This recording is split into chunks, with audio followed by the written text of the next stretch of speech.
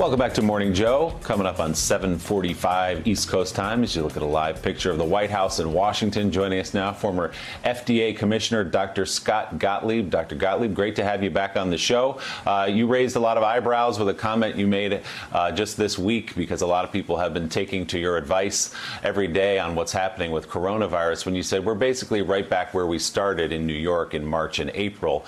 And the difference is there was one epicenter there in New York City, and now you've got a series, 4 or 5 epicenters across the country. So what's your clear-eyed view about where we are right now?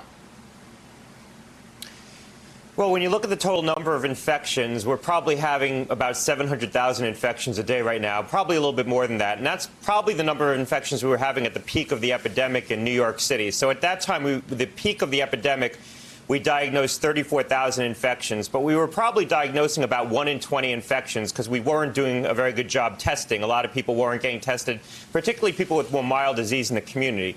So that meant we probably had around 700,000 infections at the time, even though we were only diagnosing 34,000 a day.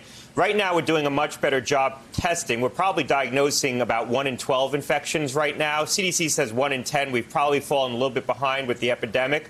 So at 60,000 infections a day that we're diagnosing, that's probably more likely about 700,000 infections. So in terms of the overall burden, we're probably in the same position we were back in April at the peak of the epidemic. The only difference now is that more of the infections are in younger people, healthier people, as we're doing a better job protecting more vulnerable populations and settings of institutional settings where people are vulnerable as well, like nursing homes. And so the overall morbidity is lower right now in terms of the infection burden, but the total burden is about the same. In terms of hospitalizations, with 43,000 hospitalizations yesterday, that puts us back where we were in mid-May, and that's likely to continue to go up tragically. So we're likely to continue to see hospitalizations rise. Remember, at the peak in April, we hit about 60,000 hospitalizations, and so we might start to approach that number as well. So, Dr. Gottlieb, we've had doctors on even just this morning, one from Miami-Dade County, an emergency room physician who was about to go into his shift, saying, I'm going to walk into a full emergency room, many COVID patients, some non-COVID patients.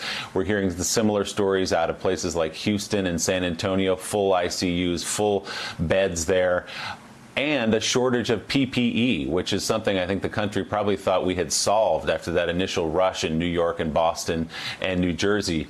Why are we here on those fundamental questions of getting people tested, getting physicians PPE and nurses PPE? Why are we back asking these questions and having these crises again?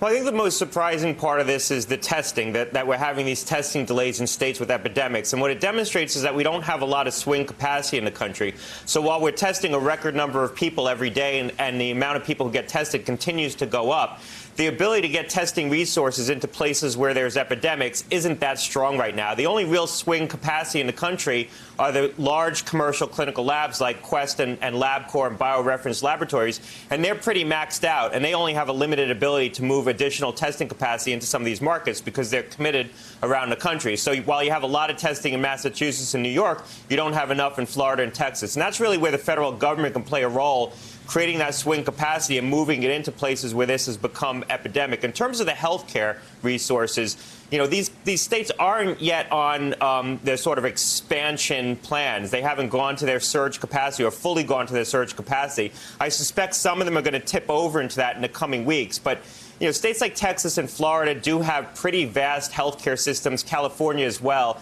States I'm more worried about are states like Arizona, South Carolina, Alabama, Louisiana, where you're seeing large outbreaks and epidemics right now, but they don't have the same vast healthcare resources, and it's very hard to move patients between states. And so a state can get into trouble in terms of running out of healthcare resources. Florida still has excess capacity, even though their normal services are maxed out. They haven't yet fully gone to their surge capacity. Same with Texas, same with California. But in the next several weeks, we're going to see cases continue to grow, and they're going to start to, you know, max out that capacity and go into a surge type of setting probably. Caddy K has a question for you. Dr. Caddy?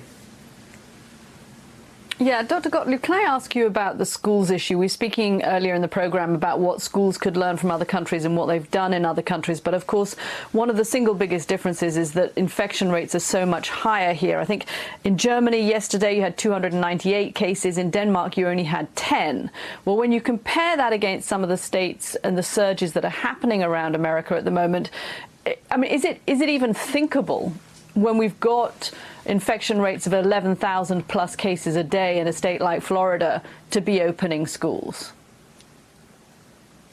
Look, I think schools should reopen. I think the vast majority of governors are working to reopen their districts. But in states where you have very dense epidemics and cities where you have dense epidemics, it's going to be really challenging for these districts. And so you look at cities like Houston or Miami where they have very dense epidemics. It's going to be hard for them to reopen schools against the backdrop of, surge capacity being utilized in their healthcare system and beds being set up in convention centers. And as this builds, I mean, if you look at some of the private modeling, it shows that we're going to sort of peak out in some of these states in the next 2 or 3 weeks. It's unclear if that's true or not. There hasn't been a lot of sort of mitigation that really is a signal that we're going to turn a corner on this, although people are starting to become more vigilant. So if you do peak out in terms of the number of new daily cases in 2 or 3 weeks, you're still going to probably have an extended plateau like what we had in New York, and hospitalizations are going to continue to increase, and so will deaths after that, tragically. So these healthcare systems can be pretty maxed out right at the time they're looking to reopen schools. That's going to be a difficult backdrop, and so I think it's going to be hard in some of these cities. The other thing is, remember, with other countries, for the most part, they put in place pretty stringent measures in the schools to try to control for outbreaks, and they did it successfully. Some countries didn't. Israel had a problem, but their schools are very dense. They weren't able to distance. They have a lot of capacity issues in their schools. But the countries that did it successfully did it by putting in place measures to try to control for outbreaks. And that's what we need to do here. What you want to avoid is outbreaks in the school setting that's going to force schools to close and really set us back. So you want to take it slowly and put in place precautions at the outset to prevent large outbreaks in the schoolroom setting. And that's what many states are looking to do. When I talk to governors, that's in fact what they're looking to do. They all want to reopen their schools. I've talked to Republicans and Democrats, but they're going to do it with some prudence, some cautions, at least initially. Take it slow and see how it goes before they, start to bring everyone back into the classroom. So some are going to stagger the school day, or maybe have 1 day a week that kids distance learn to try to de-densify the school or put in place distancing in the school. But all of them are going to take some kind of precaution. Yeah, we need to get this right. And as you said, New York City has already announced its staggered school schedule. We'll see if that holds up until early September when schools open there again. Dr. Scott Gottlieb, always great to have you with us, Doctor. Thanks so much. Coming up on Morning Joe, will there be another stimulus package from Congress amid this ongoing outbreak? We will ask Majority Leader Steny Hoyer. Morning Joe's coming right back. Thanks for checking out MSNBC on YouTube, and make sure you subscribe to stay up to date on the day's biggest stories. And you can click on any of the videos around us to watch more from Morning Joe and MSNBC. Thanks so much for watching.